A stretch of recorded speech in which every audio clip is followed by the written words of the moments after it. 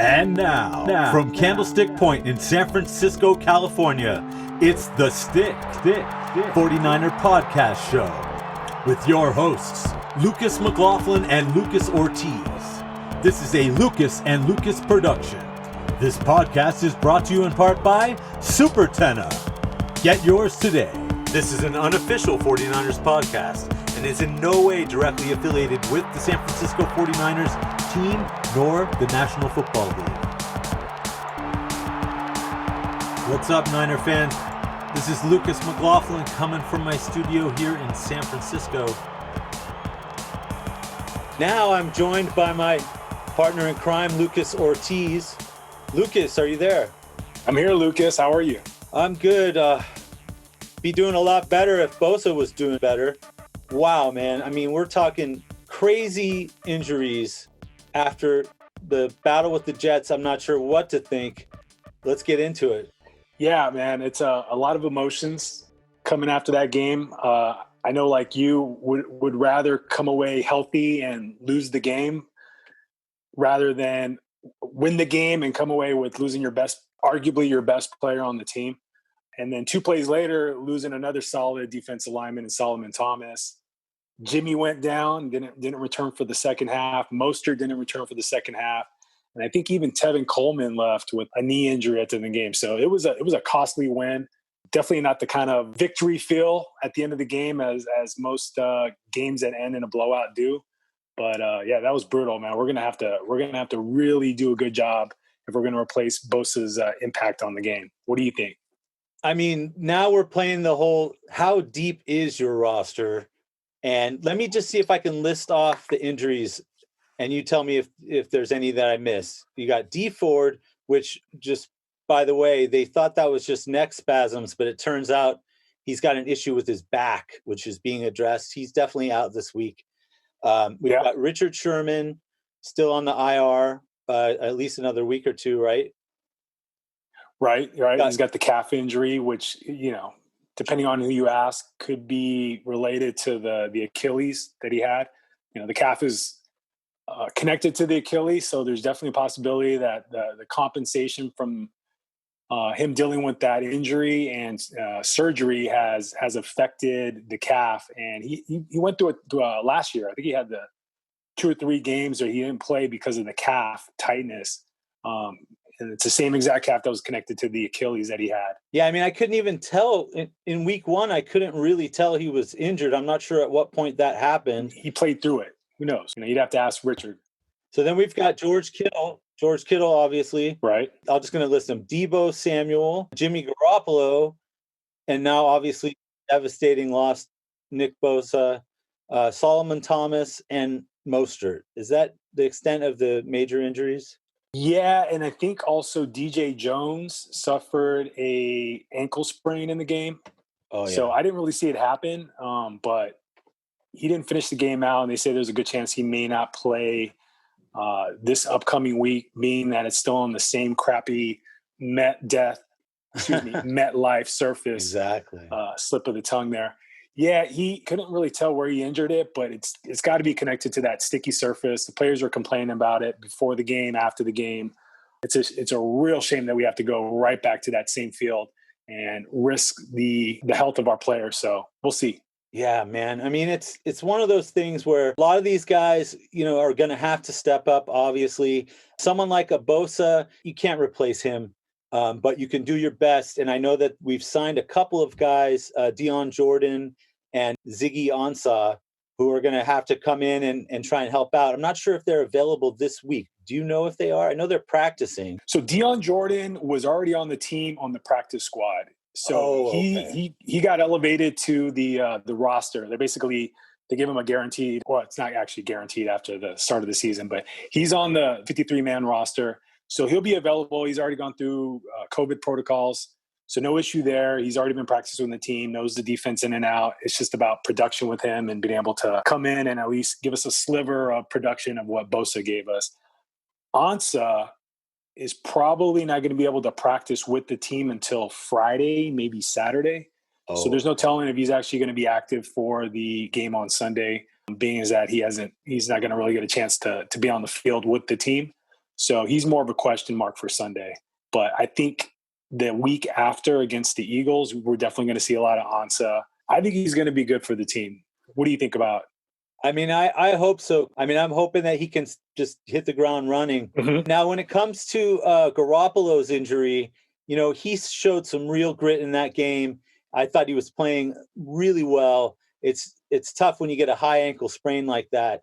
Now, do you think they might hold him out just because we're still on that crappy turf? Or do you think that they'll go with Mullins? It sounds like they will, right? Yeah, I think Mullins is going to be the guy, at least for a week or two. When I first heard the injury was a high ankle sprain, I was thinking 3 weeks, 4 weeks tops.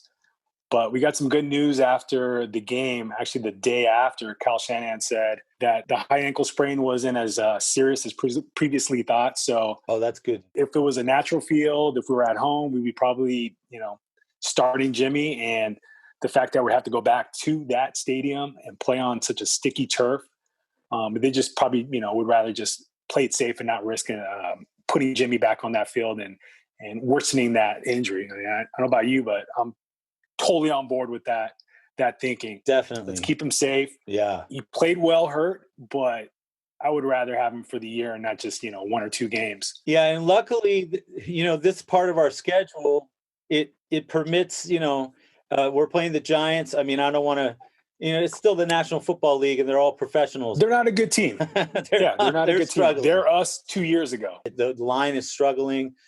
Even without Bosa, hopefully we can get to the quarterback. But yeah, what about Mostert? He had a MCL sprain. Okay. So it's the medial collateral ligament, and it's not as severe as an ACL tear, obviously, or an ACL sprain. I think if it was a playoff game or the season and we really needed to win, he could play on it. I see. Again, we don't want to put any of our Ferraris out there on the field. That's going to be even more injured. We have depth at that position. Jet McKinnon looked great so far. Like, he had a really big game. Nice 55-yard run on a 3rd and 31. So good to see. Shame on you, Jets. You guys are terrible. Yeah, so we got guys to lean on. We're going to rely on Jeff Wilson a little bit more. He's probably going to get the 1st and 2nd down carries, and look for Jet to come in on 3rd downs and be the guy who he is. You can give it to him on a draw play, screen passes. You can even line him up wide. He runs routes just like a receiver. So we have depth at that.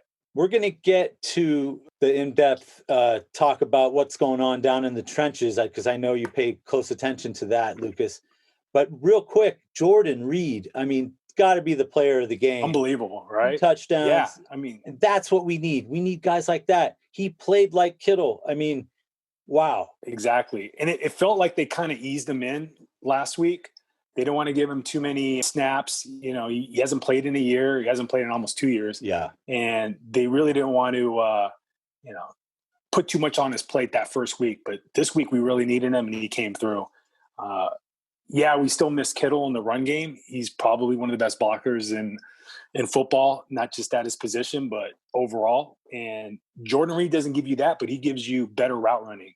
They say he's uncoverable in practice, and he can make guys look stupid. I mean, you saw some of that wiggle, some of that quickness, and definitely some of that go out and get the ball. Even when he was covered well, that touchdown catch on the goal line, that guy couldn't have covered him any better. And he was just able to make himself big, reach up. He's a big, tall guy, and he's athletic. Like, that's the one thing I noticed on the field is how athletic he is. He really shined. He really looked good. And we're going to need some more of that next week. Definitely. And overall, he's got an incredible story. I mean, I think he battled back from cancer is what I heard. Oh, he did? Yeah. Now he wants to be the best he can be. And he showed it on Sunday. And that dive towards the pylon tells you that this man wants to put the effort in that Kittle puts in. I mean, I know that Kittle is the full package. You're going to always get the blocks. He's always doing stuff even when the play is not about him. But yeah, hopefully once Kittle gets back out there, then it'll be even better. Obviously we got to get some guys healthy right now. So, it's nice that we're playing an opponent like the Giants. But basically, a guy like Jordan Reed is exactly what this team needs. And is Kittle possibly coming back this week, or is he still out? I think they're going to keep him out. I think he could have played last week, and I think he could definitely play this week, but they don't want to risk him getting injured on that turf. So They're going to, protect him against himself. I'm sure he's in Kyle's ear right now saying, I can play. I can, I'm healthy. I'm good. Put me out there, coach. But let's just not do it. I mean, there's no reason to risk him against a team like the Giants. We don't need him to beat the Giants. Our backups are better than their starters. So we're going to be good on that front. I think we roll Jordan Reed out there again. I want to see a little bit more Charlie Warner, the rookie. They still haven't thrown a ball his way. He has gotten in there a little bit on special teams, and I do believe he's been there in a couple run plays where he's got to show off his blocking. But I think he's a good athletic receiver, and I think he's got good hands. So I want to see some Charlie Warner, some Dwelly. Dwelly's a great receiver. He had one catch maybe in the last game. Yeah, we should be good with that group of tight ends against the Giants. No problem. Nice. Not sweating. Let's get down in the trenches here. So how is your report back on our line? I know that Mostert had one big run that was called back due to a holding penalty, but overall, how did we do? Yeah, so let's go with the good first. We did have some really nice, big, explosive plays. The problem was, from my assessment, that there wasn't enough consistent blocking on just the offensive line all around. Like we had, that big Mostert run, and then there was another one that was called back on a McGlinchey hold, which is a terrible technique, and he just, his feet stopped moving, and he just grabbed the guy, and he got caught. So yeah, that bad. Took away a big play. That negated a huge Mostert run. In fact, Mostert, he broke his own record for fastest miles per hour running in a game. I think he ran for like 23.1 miles an hour, which broke his previous of 22.7, which is just ridiculous. It's just video game speed. It's unbelievable. And the first big run, the one that counted, was also somewhere in that like 22 miles an hour range. But yeah, McGlinchey got caught in the hold. He played a very poor game. I don't know what it is this year that is changed about him, but so far he started the season with a couple subpar games, and I really think he needs to get a little better at being more fluid with his feet. Be more like Trent Williams. I mean, it's easy to say, but like Trent Williams is right now my favorite player on the team. Like he makes it look so easy. He's been unbelievable in the first two games. I don't think anybody's even sniffed the quarterback that's gone up against him. He's great in the run game. He's great in the pass set, and he just moves around and makes it so effortless. Just really jealous of how well that guy has played so far. It's almost like he's never even missed a game. Like, if you would have told me he missed all last season and a little bit of the previous season, I would have called you crazy. Oh man. Oh, what's that? Do you hear that? Is that who I think it is? Yep. That's him again. I believe that's Pat with Pat's Picks. Uh-oh, Pat is back, making his triumphant return to the show. And now, from the bar in the big sky, yours truly here, Pat Summerall. I'm here to give you predictions every week on all the games. My helpful droid R2D2, R2, are you there? Here on the Lucas and Lucas, The Stick podcast.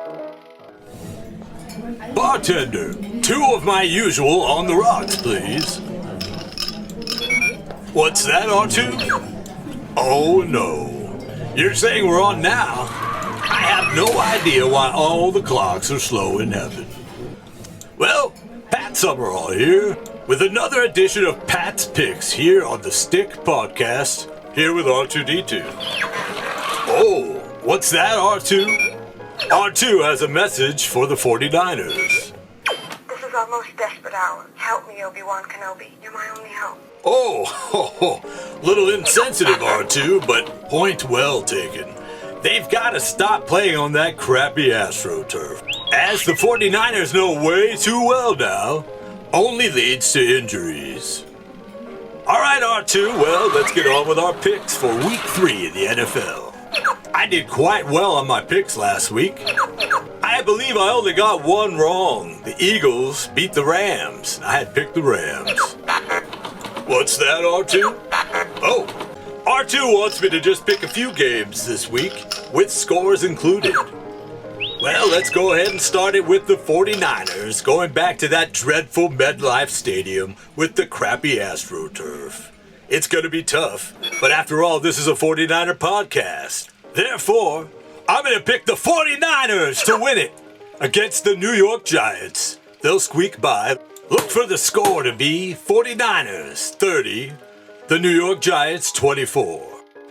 For my second pick this week, the Las Vegas Raiders did great last night. However, now they're going to New England to play the 1-1 Patriots. I think the Raiders will get crushed. You know, they always say what happens in Vegas stays in Vegas.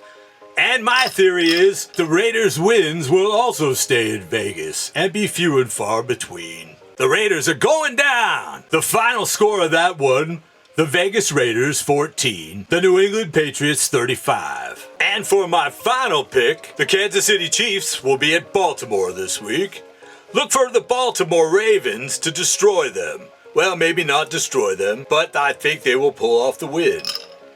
I think the final will be Kansas City 21, Baltimore 38. And so that ends another edition of Pat's Picks. Thank you very much for joining me in R2D2 here on the Stick 49ers podcast. Well, see you next week. Let's go, R2. Whoa. Well, thanks, Pat Summerall. Wow, man. I can't believe that, a Hall of Fame broadcaster is able to do the show with us. What do you think, Lucas? Yeah, I mean, we're pretty lucky, huh? Like, I'm still can't quite believe that we got the Pat Summerall on the show. Are you sure that was really Pat? Kind of sounds like another guy I know. Maybe someone who shares the same name as I. No, man. I mean, that's definitely him. You could hear it in his voice. I'm not sure. All right. I'll just have to take your word for it, Lucas. So regarding the quarterback situation, just hopefully it doesn't happen, but that frickin' turf. In case Mullen did go down, do we still have Beathard behind him? He's been inactive for the first 2 weeks, so he's going to be obviously activated for this game. He'll be the backup, but look for Mullins to come in, and I think he's going to throw a lot more deep passes. And if we get a little more pass blocking, a little more time from the right side of the line, I have no issues with the left side right now, but the right side of the line, Brunskill and McGlinchey, if they give him a little more time, I look for more deep passes. I think Mullins has a little more rapport with Dante Pettis if he's in. I think Ayuk is going to get some balls thrown his way. Ayuk looked good, by the way. Yeah, he looks fast, right? Yeah. Yeah, he's twitchy. He's twitchy for sure. And I think they're going to give it to him on some of those jet sweeps. They motioned him on a couple plays, but they didn't give it to him on those jet fly sweeps. So I think Kyle's going to put it in hopefully this week. I mean, there's no reason to save it. Like, people know we run that play. It's not like it's some super secret play that we need to keep hidden from other teams on film. So yeah. I want to see him in the open field. I want him on quick pass or screen type plays, and just let him get the ball in short passes and see what he can do. I mean, he's a yak guy just like Debo is. It showed in his tape from ASU, and I want to see him incorporated more into the offense. Like, force him the ball. Let's see what the first round draft pick can do for us against the Giants. Definitely. And it's time to circle the wagons, obviously. And we know Mullins can do it. He did well stepping in before, and hopefully it happens again. He's a little bit on the short side for an NFL quarterback, in my opinion, but man, he makes it work. And that's an art form to throw over those giant guys coming at you. Right. But he gives us something that Jimmy doesn't give us. He's a little more athletic, and they like to play action with him a lot more. So look for him to roll out naked bootlegs, get away from the pass rush so he doesn't have to throw over 6'2", 6'3" defensive linemen and DNs. I see him going more deep. Like, Jimmy's a little bit more of the quick passing game, over the middle, 10-yard, 20-yard type passes. I think Mullins is going to try to throw it deep a little bit more and definitely get a little more outside of the tackle box. So I think it's going to be a little different game calling than we've seen the first 2 weeks from Kyle. What do you think? Yeah, I think that you're right. It's going to be one of those games that, I mean, you'd hate to have the Giants beat you, which I don't even think it's possible. But it's possible, but we'd have to play really bad. We'd have to shit it up, so to speak. Is Verrett going to play? I don't think so. I think that hamstring is still giving him issues. I think it's still tight. If he practices today, tomorrow, there's a good chance he might, because, I wasn't really that impressed with Witherspoon. I don't know about you, but man, it just seemed like he was getting picked on a little bit. Like they were just eating him alive. I think the Jets must have completed about 5 passes on like 6 or 7 attempts. So that's just way too much. It tells me he's got no confidence. He's reacting instead of anticipating, and he's not jumping routes. He's giving way too much cushion. He doesn't want to get beat. I think that's in the back of his head coming from last season when he got roasted against, I think it was the Seahawks and a couple other teams. So I think he needs to perform better. And if not, Jason Verrett, when healthy, could probably and will probably take his job opposite Mosley and until Sherman comes back. Yeah, we definitely need Verrett at this point, because you're right. Witherspoon, he looks timid. We need him to be more aggressive at times, and he looks very timid and unsure of himself, and that's just not what you need, because they're going to start picking on you. Good thing we're playing Giants, but yeah. Right, exactly. So we'll see. I think we'll hear a little bit about Verrett when the injury list comes out Wednesday or Thursday, but I think it's going to be Mosley and Witherspoon again, if I had to guess. I know they signed a kid last week who wasn't active for the game, but who knows? Maybe he comes in. And so when it comes down to it, I think Kinlaw, we're going to need Taylor, Givens. Those guys are going to have to really step it up this week. How do you see us faring against the Giants? The Giants don't have a great offensive line, so I'm confident that even though we don't have the Bosu out there. Armstead looks great, by the way. Armstead, I thought he had a really nice bounce back game from week 1. He really didn't show us that much that first week. Didn't really sniff the quarterback. Wasn't making plays in the backfield. Was just overshadowed by a lot of the other guys on the defensive line. He had a really good game against the Jets, and I think he's going to do the same exact thing against the Giants. They have a questionable offensive line, not really good at blocking, and it showed in that first game where they got Saquon Barkley injured. Actually, the second game is when he got injured. I think that Kerry Hyder looks solid in the first 2 games, and he's probably our best pass rusher right now, if I had to guess. Yeah, he looked great. Dion Jordan's going to come up, and we'll see what we have. He's more of a speed rusher. I would really like to see him show some secondary pass rush moves and not just rely on speed rush. Like, he's got to be a little more versatile in how he rushes the passer. Kevin Givens was really good. And don't forget, DJ Jones may not play this game, so Kinlaw's going to get a lot more snaps. He's looked really solid the first 2 games. For a rookie, he's reliable. Like, right now, he's not getting blown off the ball. He's getting pressure on the quarterback.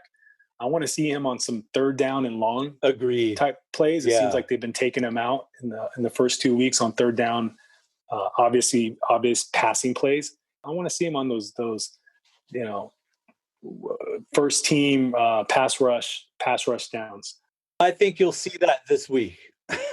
Yeah. We're down to him and Armstead and Dion Jordan. There's not a lot of guys left on the defensive line that are healthy. Hyder, Kevin Givens. We'll see. I think it's going to be a battle of attrition, and they're not going to get as many substitutes going in and out of the defensive line as they normally do. But going into the start of the season, we had a lot of defensive line. That was our strength, and that was where we had the most depth, and we're going to have to rely on that. Yeah. So give me a score against the Giants. What do you think the final is? We're coming in with our backup quarterback, backup running back, and decimated all over the defensive line. I still think we're going to blow out the Giants by a score of 42-23. Nice. 42-23. Niners, just try to get out of MetLife Stadium with little to no injuries and go back home. And I think we got a Sunday night game after that. So definitely the key is to leave with no more major injuries, man. No more injuries. Please. Yeah. What about you? What do you think the game? I'm going to go with a little bit lower of a score just because we're dealing with a lot of backup players. And I'm going to say Niners 28, Giants 14. I like it. And hopefully, like you said, let's just stay healthy get through these next couple of games, get some guys back, and hopefully we'll, be on the top again. Right now, it's a little scary. Yeah, the Giants still feel sorry for us. They lost Saquon for the year. They got injuries just like we have injuries. So, it's the NFL. It's a violent sport. People get hurt week in and week out. Yeah, the turf probably accounted for some of those injuries, but they happen on natural turf just as they do on the guys go down. Exactly. Next man up. Yeah. The Patriot way. You gotta have that mindset. You can't feel sorry for yourself. The minute you feel sorry for yourself it's over. You've already lost the game. So, the mentality of the team going in is to just, get your opportunity and take advantage of that opportunity. I look for Armstead to have another really solid game and Kinlaw to have a breakout game. So let's see if that holds true. Yeah. And I think McKinnon is gonna have another big game. I think they're just gonna give him the ball a little bit more to make big plays, especially around the goal line. Yeah. And I think we're gonna have a lot of rushing yards. It's close to 200 yards like last week. I think I predicted about 200 yards rushing last game and almost got there, but it was pretty good. It was a good rushing. It was a good rushing effort, despite the blocking being a little suspect. Other than Trent Williams and Ben Garland. Ben Garland, by the way, came back for this game and he looked really good. Like, I had no signs of that ankle injury that kept him out of the first week. Definitely. Yeah, he looked really good. The other guys got to play a little bit better. All right, man. Well, thanks, Lucas. Pleasure as always. A pleasure talking with you about the Niners. Hopefully we get through this one with another win. Absolutely. Go Niners. All right, go Niners. Take care. Take care.